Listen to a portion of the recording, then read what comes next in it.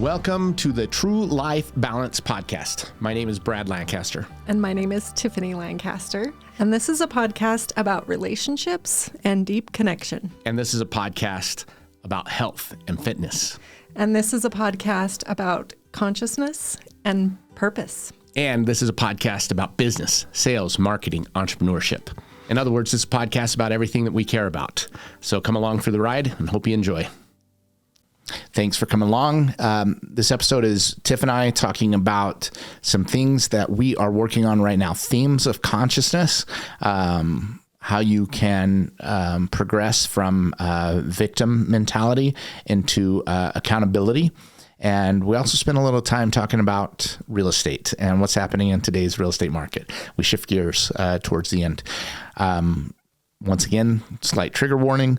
If you are at a point where you are not ready to go on a path towards accountability yet, if you are still dealing with some wounds, that's okay. This might not be the episode for you. But if you are, please enjoy. So I didn't tell you this before we started, and as we were talking, this is our 7th episode. Oh, which is synchronistic. Yeah, lucky number 7. Here's something else that's significant about being our 7th episode. I bet you didn't know this. Most podcasts, the average podcast life is 7 episodes. Really? Yeah. I did not know that. I didn't think you did. So every episode after this, we are above average. Yay. So then the target becomes 100, I think, at that point. Let's see if we can get to 100 podcasts. All right. And if we can get to 100 podcasts, then we'll see if we can get to 300 or 500. Right now, I'm really enjoying this.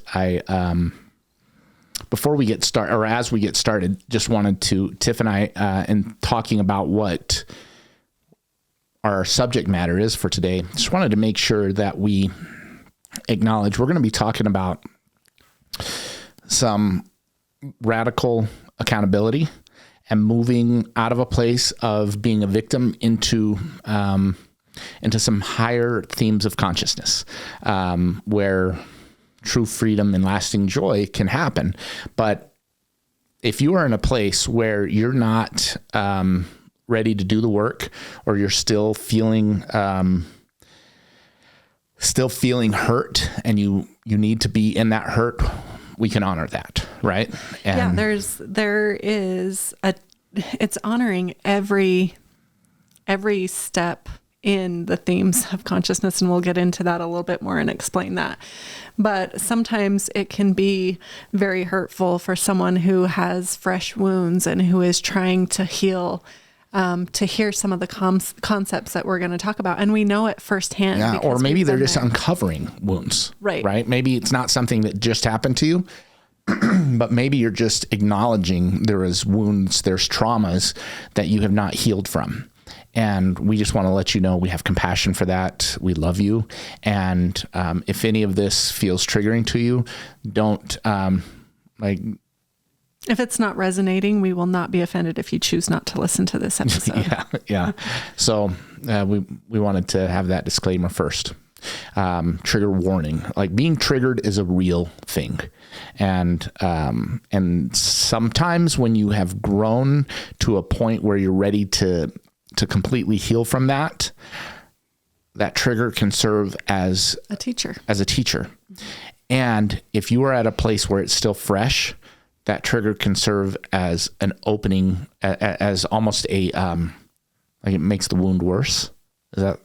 Yeah. Well, yeah, it can send you into a spiral where it's actually sending you into these lower themes of consciousness rather than helping you to heal and move.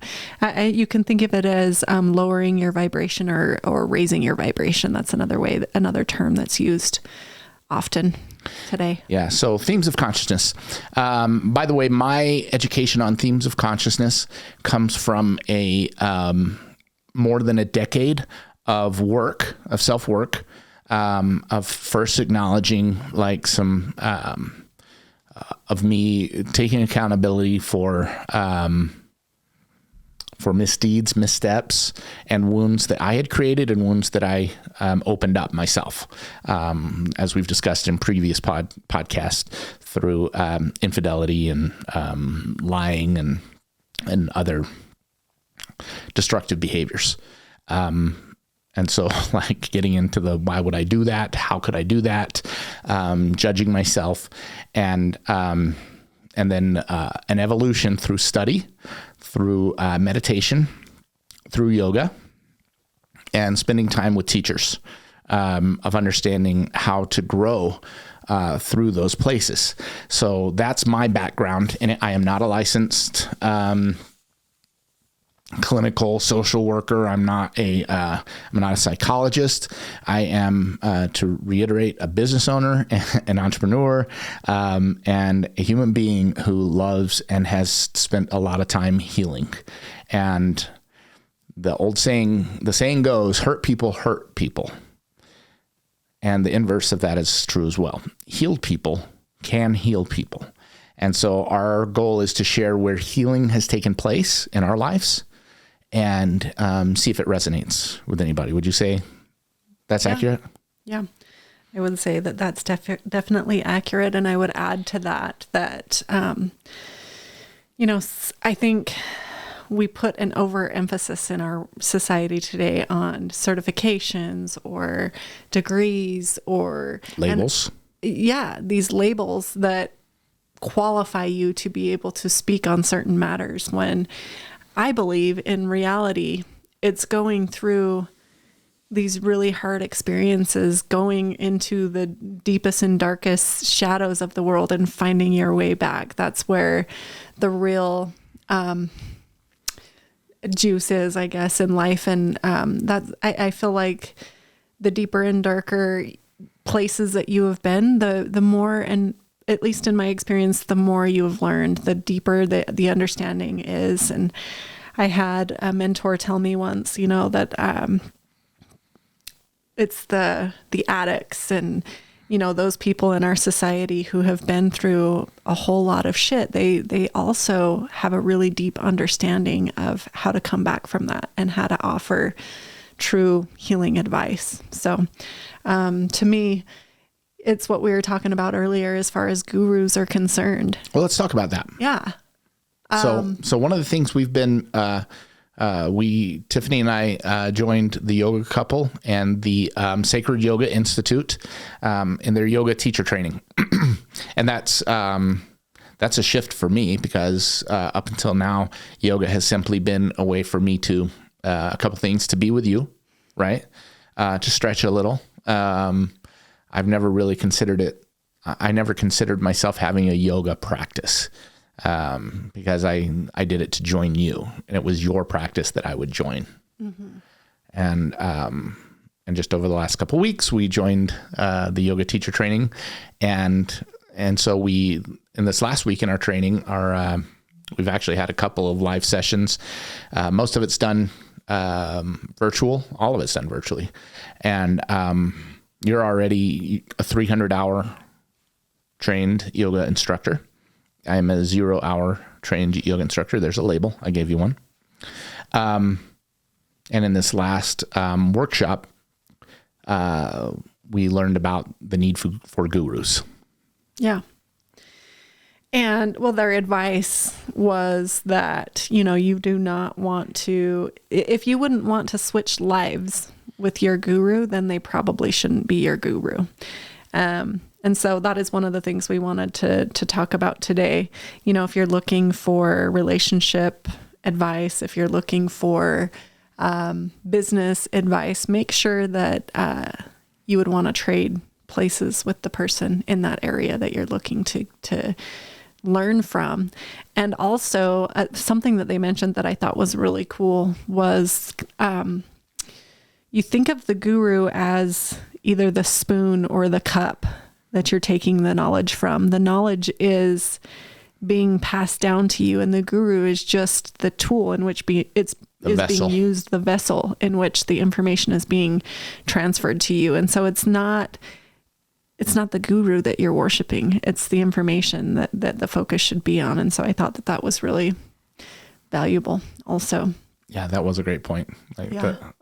The coffee or the tea is the same, whether it's in a mug or a glass or a thermos. It doesn't matter. The coffee is the same. Yeah. And is that resonating with you? Is that information resonating with you?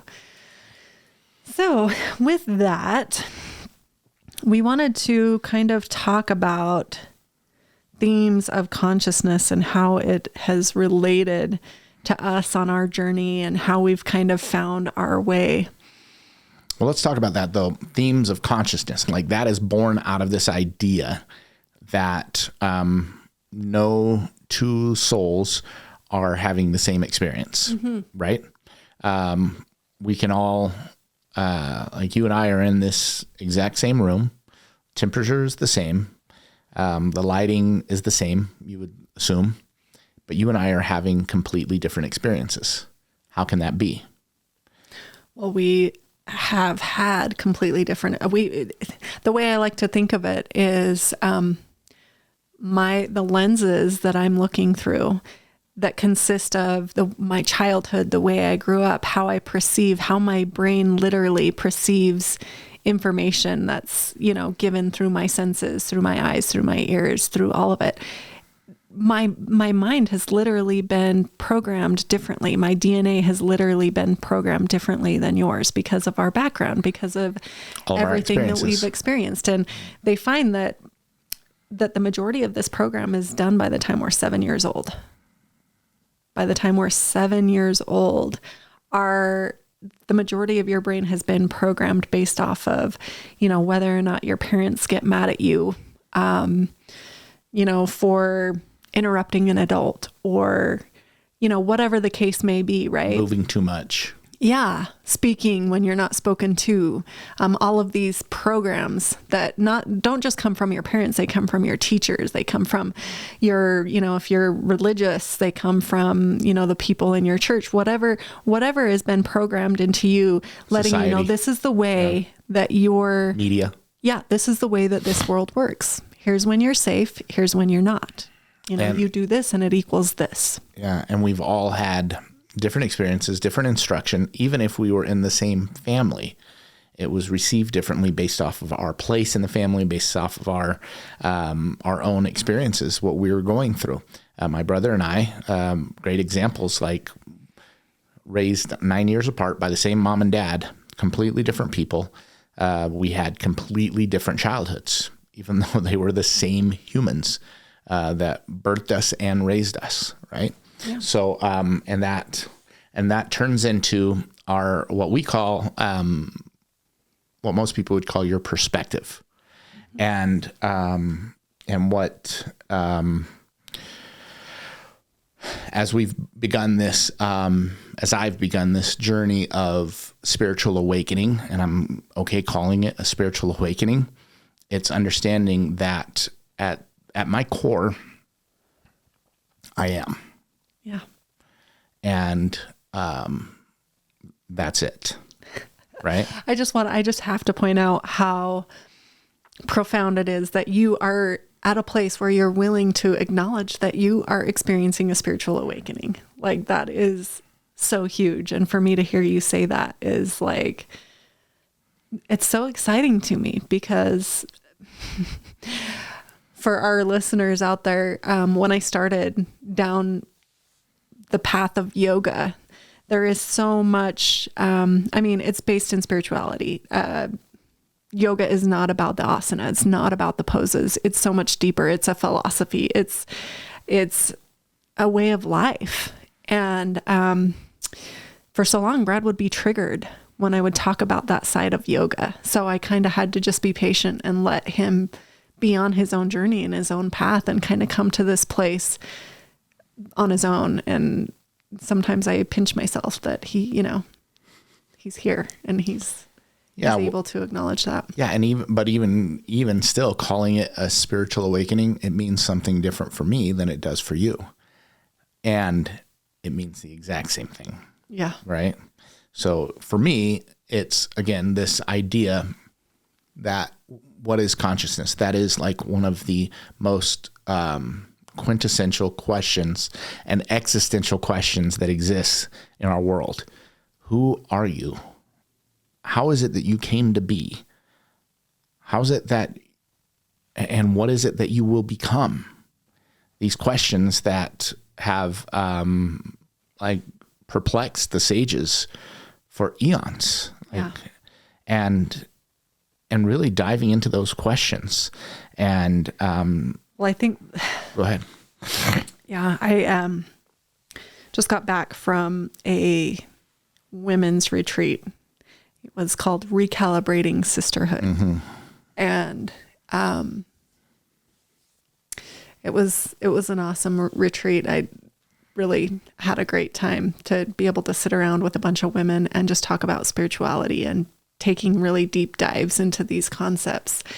And I think one of the things that we talked about is, number one, understanding the concept that you already are. Everything that you are, everything that you need, every answer to every question, you already know. It's already in you. And it's this journey of being able to quiet your mind enough to tap in. Yeah. To just listen. Yeah. To be able to open that vessel of communication with your heart. And one of the most beautiful, I think, concepts of yoga is that when you bring your hands to your heart, it's bringing that awareness to your heart, like literally touching your heart and then bowing your head. It signifies allowing your heart to lead the way. And in our society, that's not valued. No. In fact, I mean, for so long, I resided in this perspective that was almost childish. And one for romantics. Like, great, lead with your heart. Okay, great. Where's the logic in that? Where's the reason behind that? And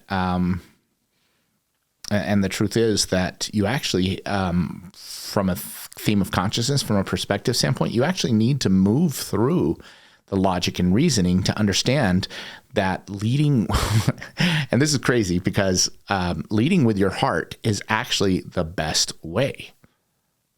Leading with love and leading and allowing the feeling of joy and happiness, true lasting freedom, they actually are the most logical way to get through life.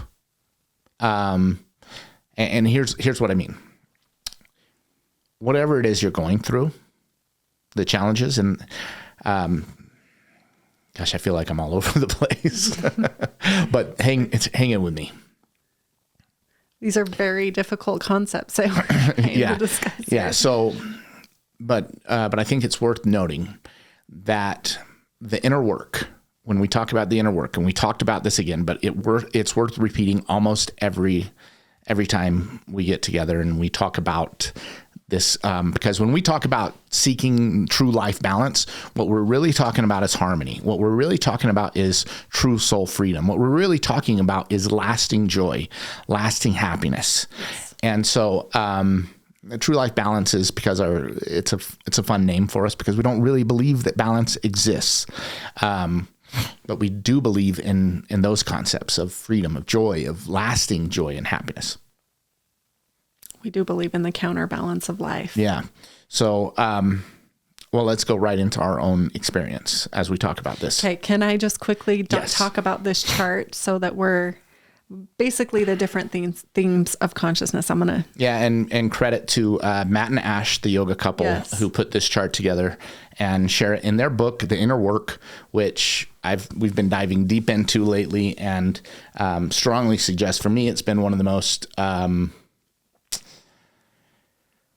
poignant, like just beautiful books that I've ever read. And so I'm just starting it, but I've been following Matt and Ash for years now, 4 or 5 years. And so I feel like I have a decent understanding, even though I know once I finish the book, it's going to be this chart tagged in on the notes. And I'll kind of show it here.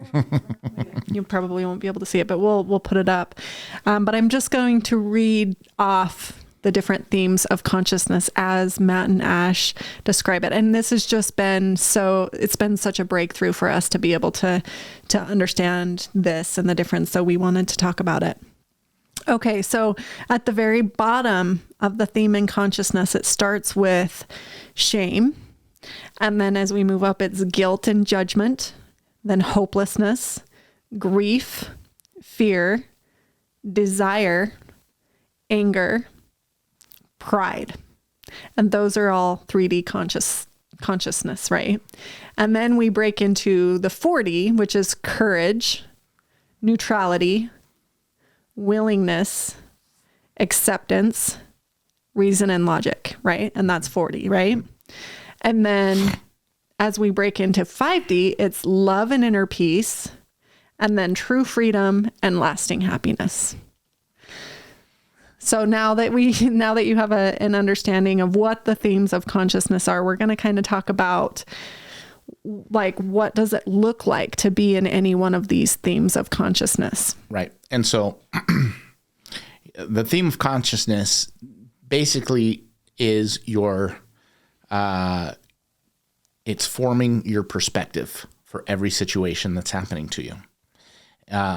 It's forming your experience, therefore, because it's your perspective, which then forms your experience, which then becomes reinforced by your thoughts and your memories of that experience, which then informs the next experience that you come up against that's either similar or reminds you of that. And then you can, if you're not moving through these themes of consciousness, in other words, getting out of shame, where you stop blaming where you stop feeling like self-loathing for it, and you move to judgment and guilt, where you feel, because guilt's not always bad, like if it moves you towards progression, and then just gradually start moving up through these themes of consciousness to hopelessness, where you've moved past the shame and the guilt, but now you don't know if there's even any reason to live, if you're ever going to overcome them.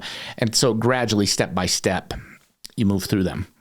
You were reminded about these themes of consciousness as you were at the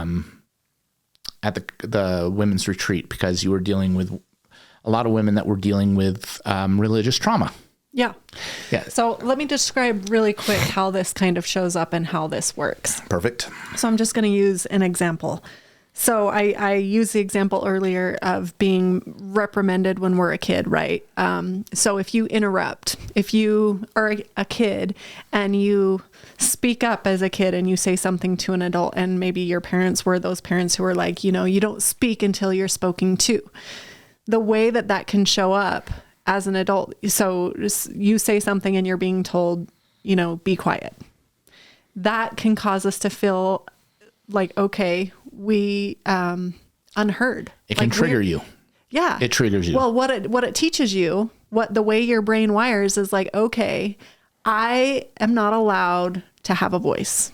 I am not allowed to speak up. I am not allowed to have an opinion. And it's not even a conscious thought necessarily. It's just a subconscious wiring that happens in your brain. So whatever the case may be, like for me, I know that because of my background, one of my triggers or my shadows is that I don't feel very supported. I feel like I have not much of a foundation. So this shows up, and it continues to show up. Like your brain will fire a certain way when you're presented with a certain situation, whether that's the intention of the situation or not. So yes, this was brought up in Utah.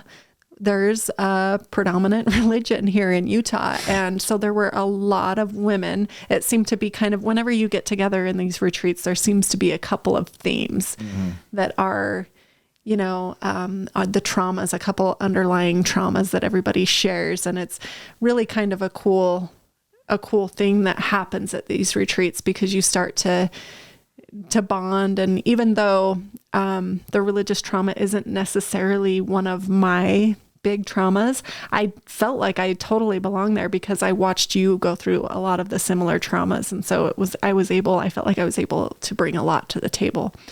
I had a lot to offer, as well as, learned from a lot of these women as well. But one common theme was they were dealing with a lot of guilt and judgment and shame. Yeah. And that guilt, shame, judgment is heaped on heaped on us in a lot of Western cultures. The Mormon religion doesn't hold license on this. I mean, the Catholic religion built its foundations on the concept of sin, and that in order to be worthy of God's love, you actually have to go to a man and confess of your sins, who will then tell you what you have to do to be forgiven of those sins, to be now worthy of God's love again. Where the highest truth is, you are always worthy of God's love, especially in those moments where you feel like you've let yourself down. God doesn't abandon you at those moments. Right. And it's taken a long time for me to heal from that and to understand that. And just over the last few months, finally put some closure to that. Yeah. And I think one thing that's important to note here is a lot of people who leave these situations where religion is no longer resonating with them, other people are quick to say like, well, why do you feel the need to come back and like disparage the church or be angry? Like, why don't you just move on? Yeah, leave it alone. Yeah, leave it alone. Just stop. Okay, it doesn't work for you. And I think we had an aha moment recently where we had it explained to us that people who are residing in these lower levels of consciousness, they actually have to be able to move through that blame. They have to be able to be validated in their pain, and they just need somebody to be on their side and understand the pain that they're going through. And I remember when Brad was going through that, he just needed somebody to understand him. He needed somebody to have compassion with what he was experiencing, and he needed to be able to be angry at and be able to blame those that put him in this place, and he needed validation that it's not okay. Right. And once you get that, then that's what allows you to move up to those higher themes of consciousness. Right. Right. Yeah. Yeah. And in fact, if you ignore those and block them and act like, if you've been hurt, if you've been wounded, and to say, well, to ignore it or to downplay it and say, well, I wasn't hurt that bad, it's going to be hard for you to completely close that loop. And you will find yourself being triggered over and over again. Maybe not as much. Maybe you partially heal it, like a wound that is partially healed. But if it's not completely healed, there's opportunity for the wound to be reopened. Yep. And every time that wound is an emotional wound. And we are emotional and spiritual beings. We are spiritual beings who are affected by emotions. And so, go ahead. Another example that I can think of where this is also very relevant is in divorce. Yeah. Like I didn't want to get too much into the blaming and, get in the mud too much with my divorce, but there is definitely a part of you that just needs someone to be on your side and to validate and blame and shame the other person and kind of get into that with you to help you heal through that, having that validation that, Yeah. Yeah. And this is what I would say. I want to say to like the people, if you find yourself in a spot where you kind of are turned off by victim language and you think there's no place for victim language, I would ask you to like really dive in. Number one, do you believe there are victims in the world? And if there are victims, and if you believe there aren't victims, well then, okay, then the discussion's over. But if you believe people are victimized by other people's, not necessarily intentionally victimized. I'm not like where the church is concerned. I'm not saying that the church and its leaders are all bad and are intentionally hurting people. That's not my viewpoint anymore. It doesn't change the fact that some of its teachings have been harmful. Right. A lot of their teachings have been harmful and harmful to people that, harmful to humans. Not all harmful. That's where I'm at now. But at a point, teaching that if you sin, you're no longer worthy of God's love, and that is a teaching, and you have to do something to regain God's love, to regain God's presence, that can be harmful. And for me, I was kicked out of the community completely. So I was excommunicated. I was told you're completely not worthy. And that hurt. It hurt a lot. Very hurtful. And I had to deal with a lot of shame. And then I had to deal with a lot of judgment and guilt. And then I got to a point of hopelessness. I mean, I was at the point where I was ready to kill myself more than once. And those are wounds. Those are emotional wounds.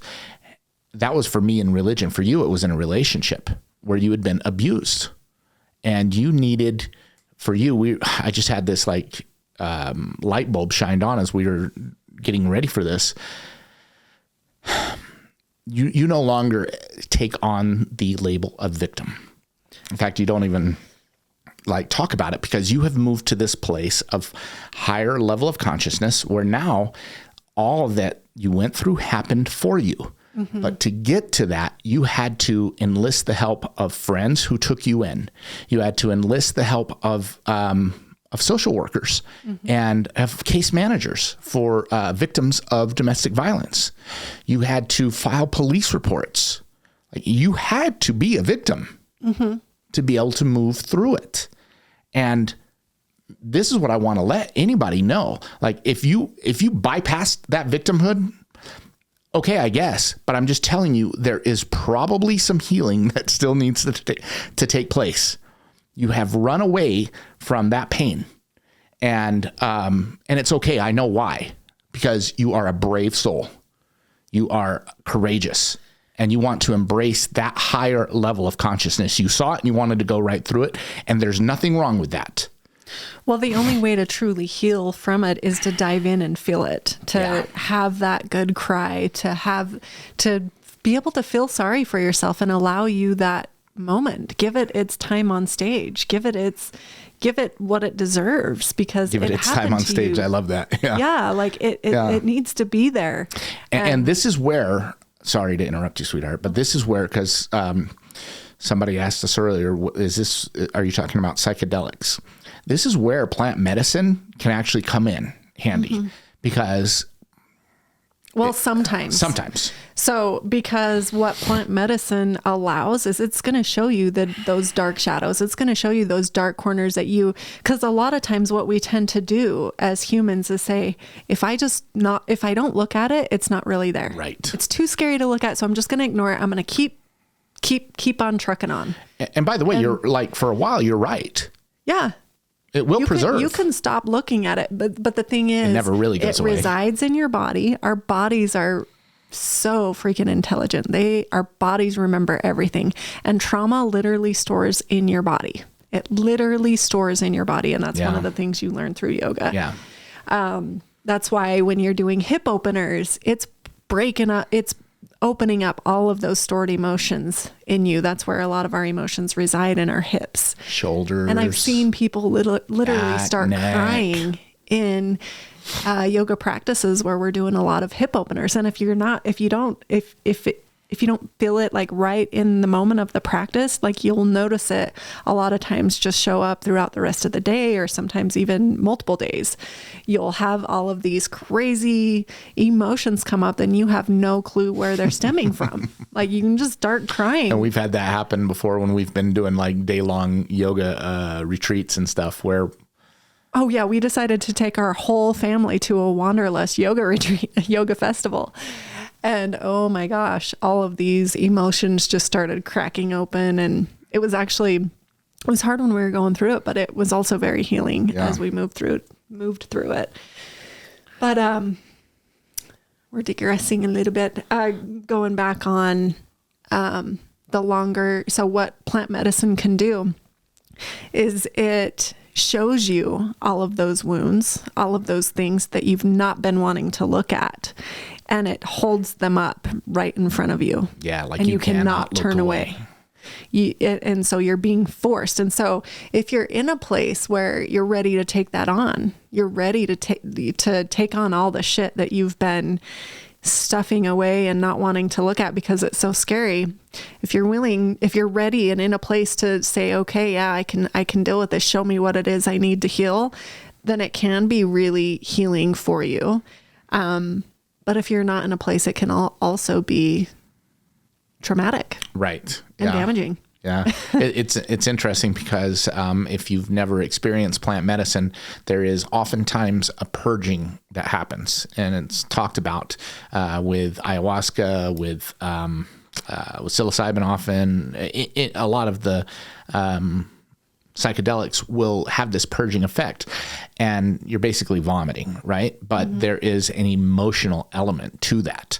Like the emotions are, and they're normal. It's oftentimes accompanied by an emotional release as well, where your emotions are they're so strong, you just can't keep them within. And so that's an interesting thing. And the other thing that happens with psychedelics is it shows you what's possible. Yeah. It shows you what you're in the spiritual realm. So, so by opening the door, you can now start to look at, that's a wound I didn't want to deal with. And you're forced with looking at it. And then as you come back to consciousness, as you remember that experience, because they're not all, like experiences that you can't remember. In fact, every one of my experiences, I can journal a lot of the experience. And then you're able to think. I'm sorry? Integrate. Yeah, integrate. So you then take that experience.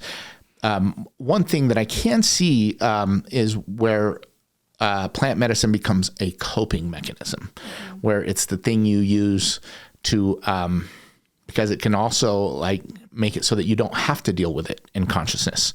You don't have to deal with it consciously because you can deal with it in this altered state. And so it can become a point where during your conscious moments, you're just stuffing it away still because I can go back to it when I'm under the influence. In actuality, if you are not integrating something, and no judgment, by the way, if that's how you're doing it, it's okay. But I think that that's an important step to actually integrate what was presented to you in this experience, this plant medicine experience. Yeah. Integrate that, because that's where their true healing happens. Yeah. And anytime you're not doing that, you're really just prolonging healing, which is fine. Your path is your path. There is no judgment at the end of the day, right? It can take you as long as you need to heal or never heal or whatever. But the healing really takes place in not just consuming or partaking of this plant medicine, but when that door is open for you and you're shown what healing needs to take place and you take action on that. You just said something, Tiff, that reminded me of something we learned on Wednesday in our training on Wednesday. And it's this concept that you're not guaranteed suffering in this life. You are, but that is not your destiny. You have the ability right now to move through that. Mm-hmm. And you are not guaranteed a fate of misery and of suffering. You have the ability to transcend it. Mm-hmm. And that's the teaching, the ancient teaching of Tantra yoga, is that you have the ability, it's within you right now to transcend that. And so if plant medicine is the thing that shows that to you, great. You don't need it though. No. And so anybody who's selling you that you need a journey, you don't. You can use it, and I've used it. You've used it. But it's not a requirement. No. Yeah. It's really just, it's moving through these themes of consciousness. And, I don't want to toot my own horn by any means, but, I do feel like I'm a perfect example of how that can happen because, I grew up with a lot of suffering.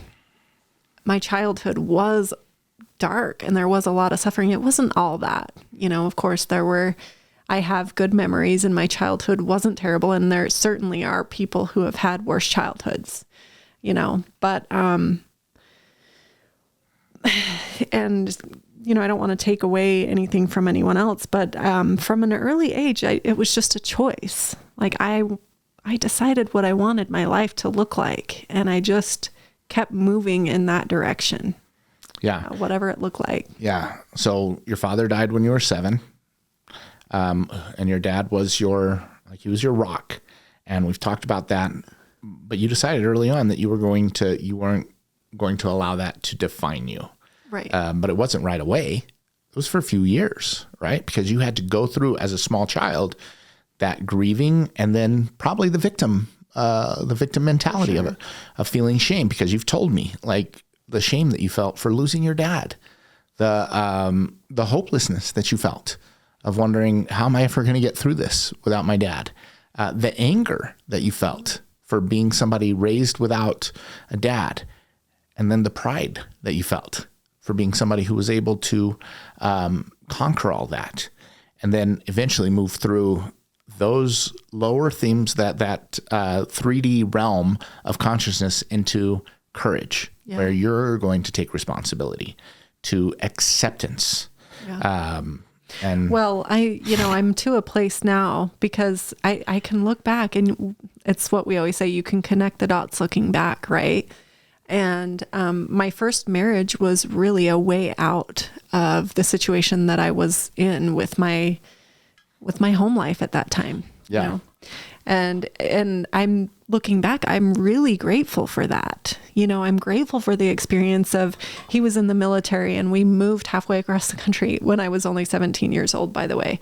And I got to experience life, like my own life. I got to start building my own life on the other side of the country at only 17 years old, and learn how to take care of yourself, learn how to solve problems, figure shit out. Yeah. And that took a lot of courage. I think that was my first experience with massive courage, right? Like literally getting in a car and driving across the country to go start a life somewhere else at 17 years old with someone else. Right. And then again, I can look back and point to where I was definitely in courage at another point when I decided that relationship was toxic, and, I wanted more for myself. I wanted more for my kids. It wasn't the life that I had dreamed up. I wanted something more, something better. And I made the choice right then and there that I wasn't going to be a victim, that I was going to take the leap of faith. And I can say that now with certainty. It was a total leap of faith. I did not know what the future was going to hold for me. I just knew I needed to do it. And I packed up my kids and moved into the basement, an unfinished basement of a friend. And,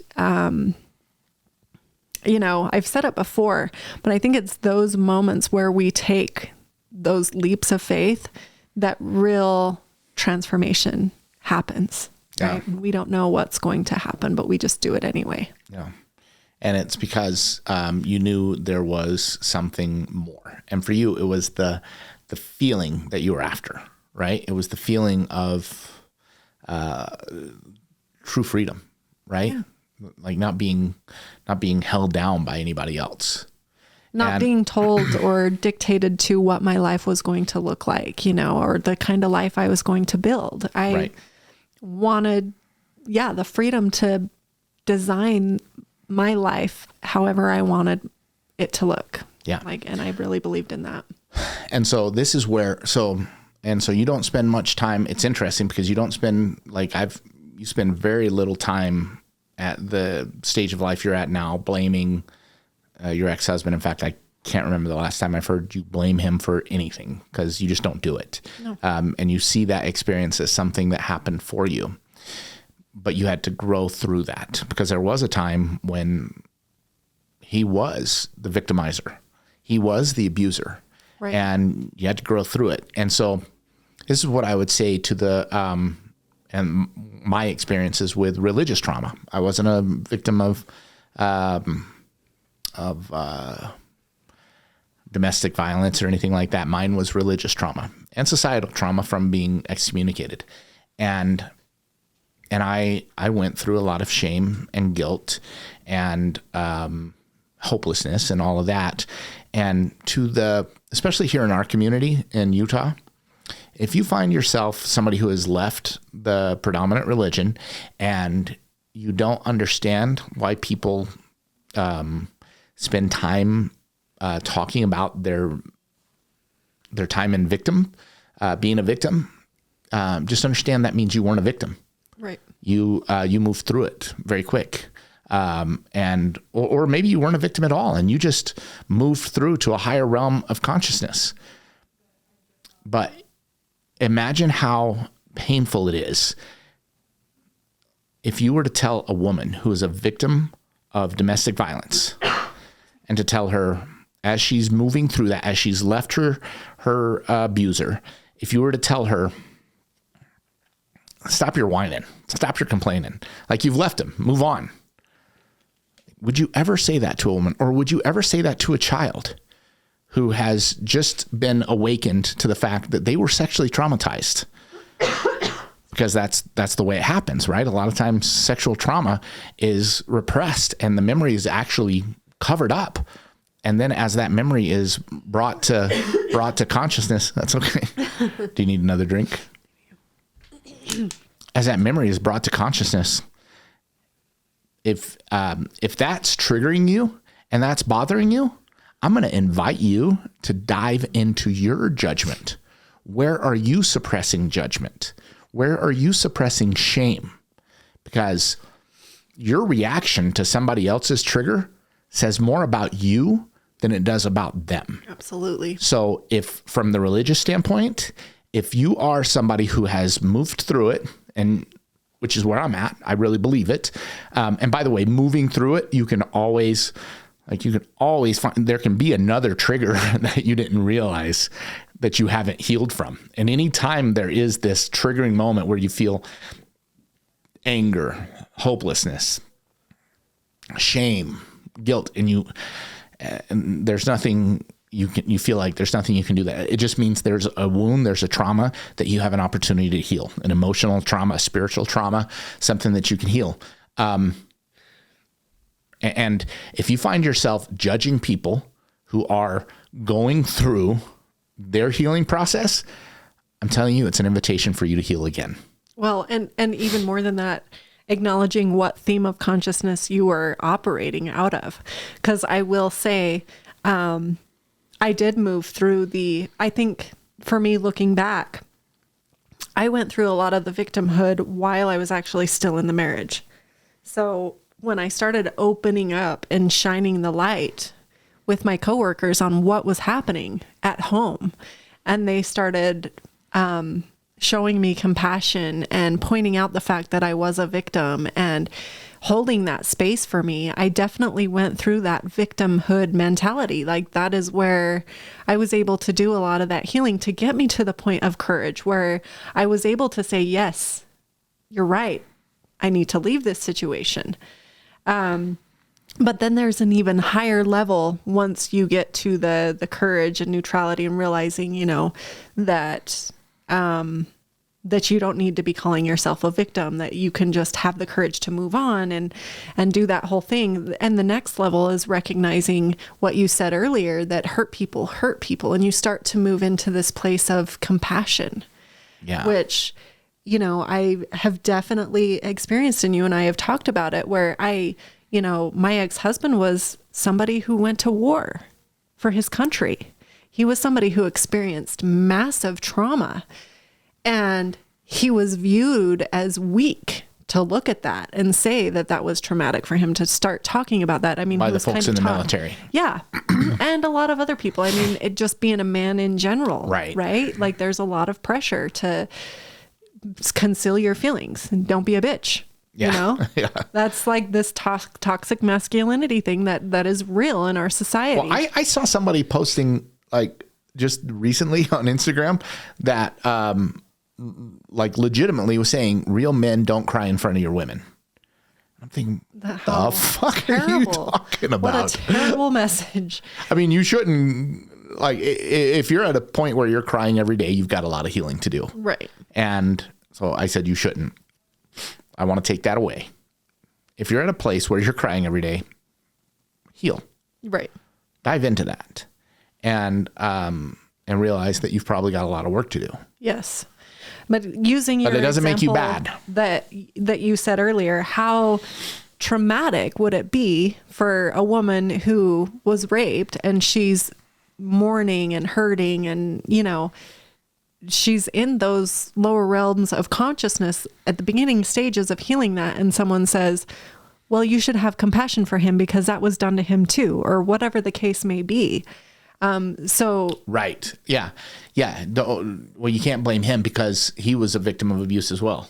The fuck are you talking about? Right. Like, he raped her. Yes. We don't need to feel that person who the victim doesn't need to feel compassion for that person. Not in that moment. This is a process, and we need to honor the process of healing, honor all steps of themes of consciousness. They are all necessary. They all have a time and place. Yeah.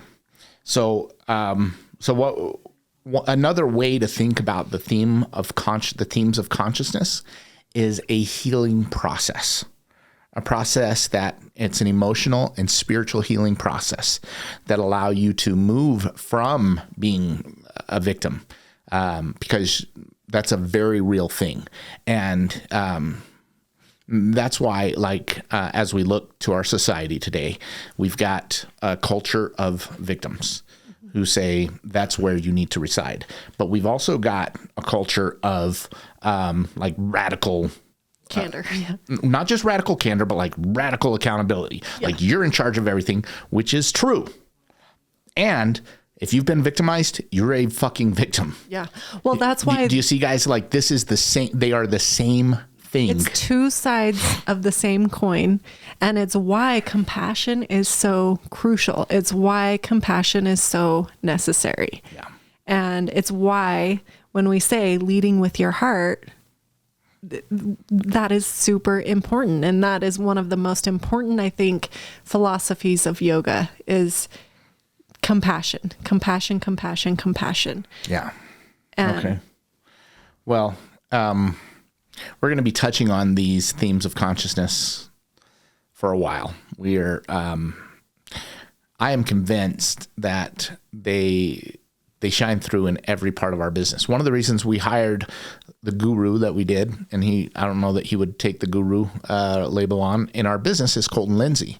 And one of the reasons we hired him as our coach is because to him, the highest ideal, the highest purpose for engaging in the work that we do is to eventually get to this point of soul freedom. He talks about individual freedom, about business freedom, about financial freedom, and eventually reaching this point of true soul freedom.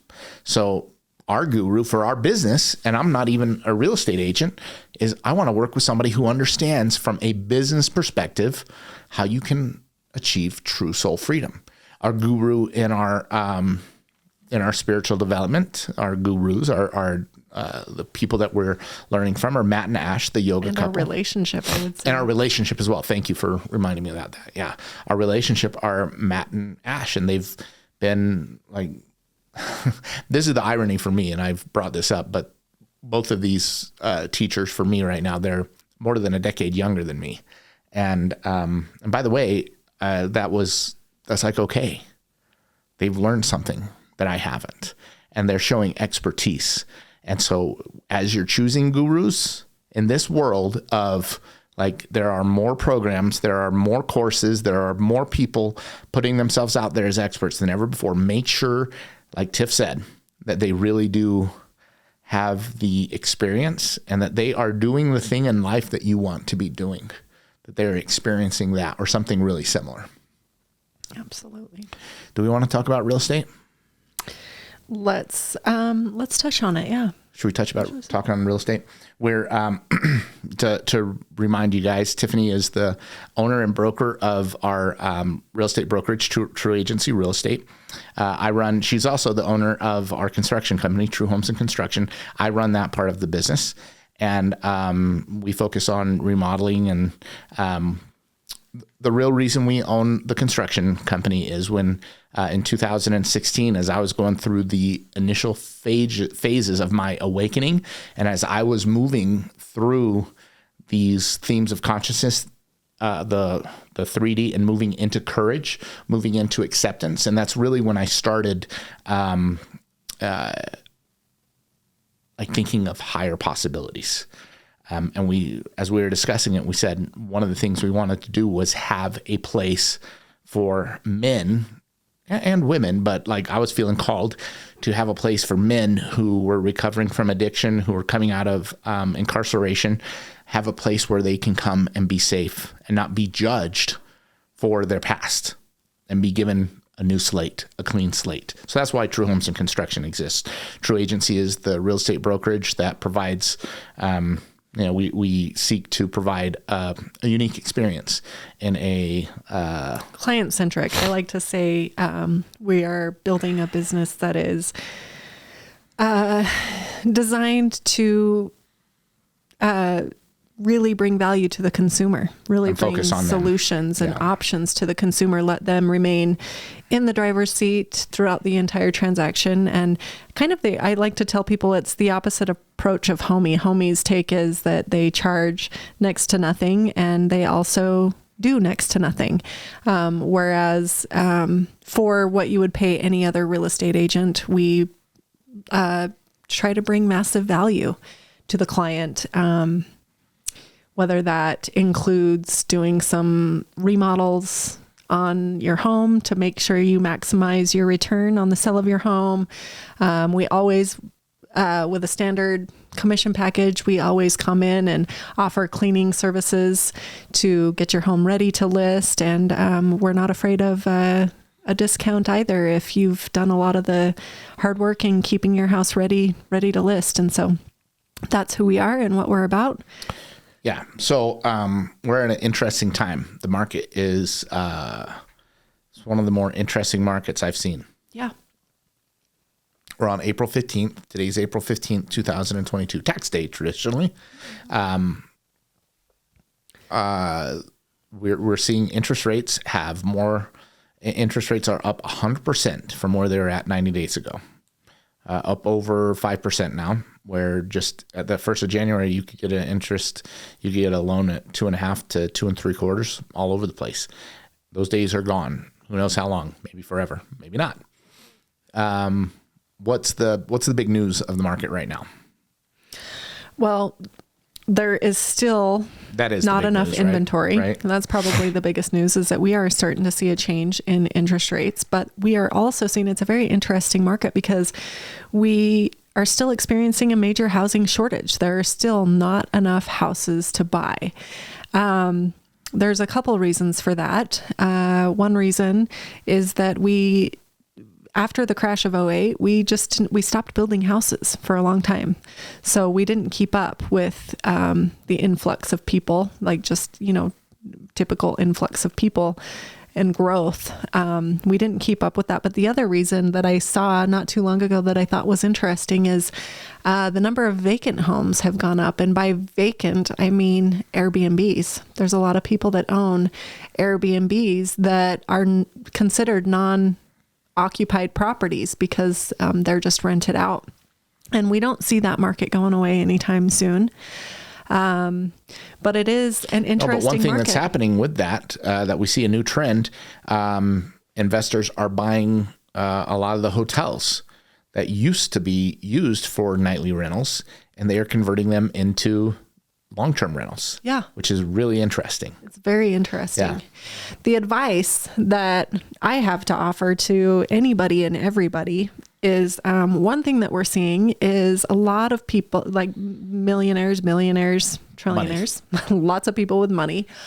Did you say trillionaires? Well, yeah, I'm sure it's a thing. I can't wait till it is. It's not that far off. Well, there's enough money out there. I'm sure it exists. Sure. We've been printing money long enough. I'm sure it's out there. Anyway, if you have the ability, and it's a lot easier than you think, please buy a home. It's what people with money are doing. They are buying up hard assets, land, property, homes. So my advice to anyone would be, even though the interest rates are going up, I don't think they're going to stay up, and especially as we, come closer to election season and stuff like that, we will see interest rates start creeping back down. They maybe are at a high right now, but I think they'll come back down. Purchase a house. start accumulating assets. It's really important, I think, that we do that the everyday person own at least one property, if not multiple. Yeah, as we were getting ready to come into the studio, a couple stopped in our house or in our office and asked if we had any properties for rent, which happens a lot. And the female portion of the couple, they're living apart and they want to come together, but the timing's not quite right. The woman can afford a rent payment of $1,200. She said somewhere between $1,200 to $1,500, and the man is renting in Salt Lake, so he's paying at least $1,500 a month. That means you combine their ability to pay on a house. They can pay almost $3,000 a month for a housing payment, even with today's today's interest rates. A $3,000 a month mortgage payment, you're going to be buying a $500,000, $600,000 house. You can buy a house. Yeah. Well, rents have gone up tremendously also over the last little while. So it is still true that in most cases, the majority of cases, you are still going to save money with a mortgage payment over a rent payment. Yeah. Now, a couple reasons not to buy. That always come to mind for me. If you are not sure where you're going to be living for the next 2-3 years, like if you're not happy where you're living geographically, maybe don't buy now. Right. Because we are going to experience some turbulence, and think of it as a roller coaster ride. Roller coasters go up, they go down, they go up, they go down. The only people that get hurt, when riding a roller coaster traditionally are the people who jump off during the middle of the ride. If you just hang on and stay on, you'll come to the end of the ride and you'll be fine. And that is traditionally what happens as real estate markets become turbulent. If you find yourself and by the way, I'm a perfect case study. When the market crashed in 2008, I didn't have enough liquid assets. And I was highly leveraged. I had a lot of debt on those properties that I could not cover. They weren't properties that could generate revenue because mostly it was land that had no ability to generate revenue. And people stopped lending for construction. And so I had no way of generating revenue to cover the interest that I had, and I was highly leveraged. So if you can, if you know where you're going to be for the next 2 to 3, maybe even 5 years, be confident in the purchase you're going to make. I'm not saying that the purchase that you'll be able to get out at any time over the next short while and be okay. Because if you hop off after buying, you may lose money. I don't know. But if it's a long-term play, and Tiff brought up a couple points to remember. Airbnb, you're competing with Airbnb buyers because people are buying Airbnbs in residential neighborhoods now because they make so much money. And there's also a business plan that people are employing where they go and lease a long-term rental property. So, landlord A leases to an investor, landlord B, who is really good at managing rentals. And they actually take in landlord A property that they rented for $2,000 a month, and they're leasing it out via Airbnb or VRBO at $400 a night for every weekend. So they're getting like 12 nights at $400 a night throughout the month.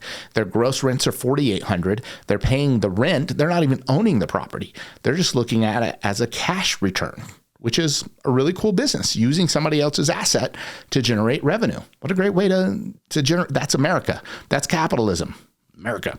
And that's who you're competing with. And the way to insulate yourself from that competition is to own real estate. And you're also competing against Wall Street money. One of our properties that we bought to flip was just bought by an all-cash buyer for how much? $25,000 over ask price. Mm-hmm. And they are a Wall Street fund, and they're going to rent that house out. And that's who you're competing with, Joe and Jane home buyer. You're competing with Wall Street money, and that's not going away anytime soon. Why does Wall Street money want to own single family houses and pay $30,000 over retail or over list price in Saratoga Springs, Utah? Why are they doing that? Do you think they employ more people than you do at understanding what the markets are doing?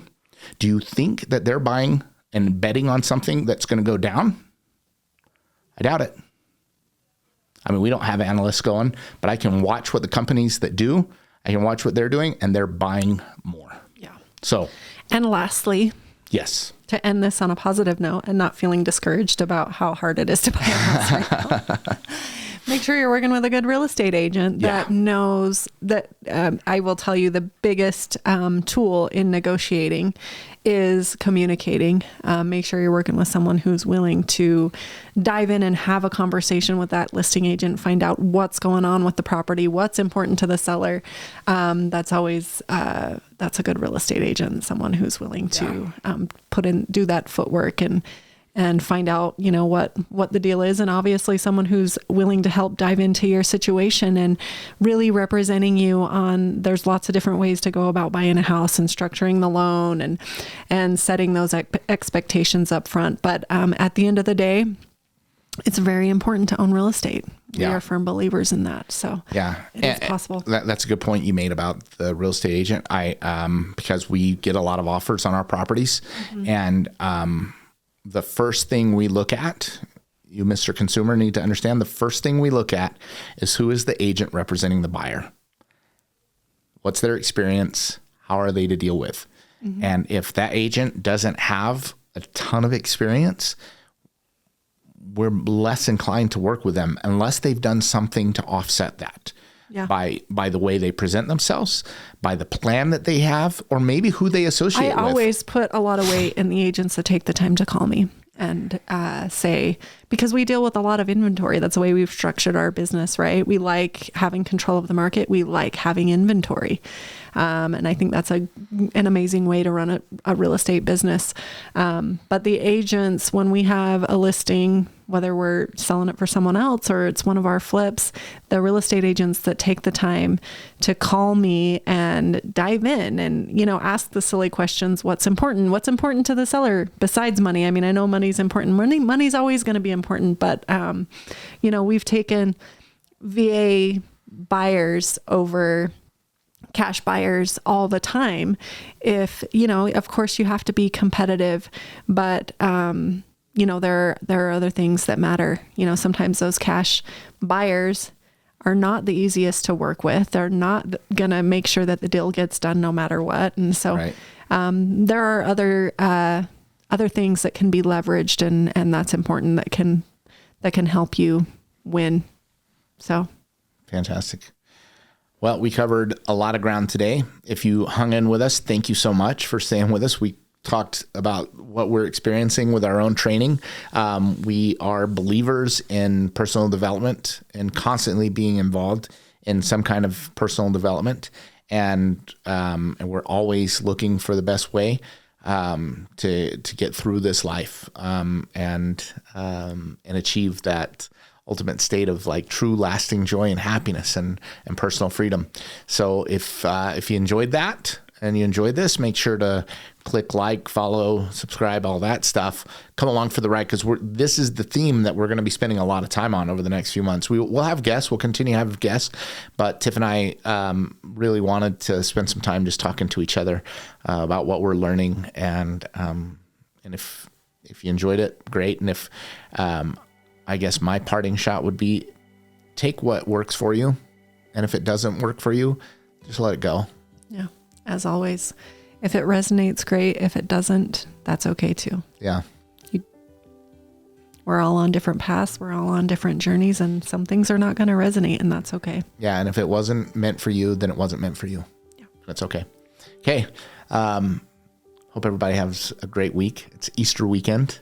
So we get to celebrate the spring equinox. Setting intention, a rebirth, an opportunity of new beginnings. And that's one of the great yogic principles is begin again. Yeah. I would, I've been trying to not engage too much in all the consumerism and remember the true meanings of these holidays and what they stood for. So I'd like to invite y'all to do the same. Yeah. Okay. Have a great weekend. Love you, sweetheart. Thanks again. Love you too. This podcast was brought to you by True Agency Real Estate. If you want to check us out, our website is www.utahtrueagency.com, and we are also on all of the socials.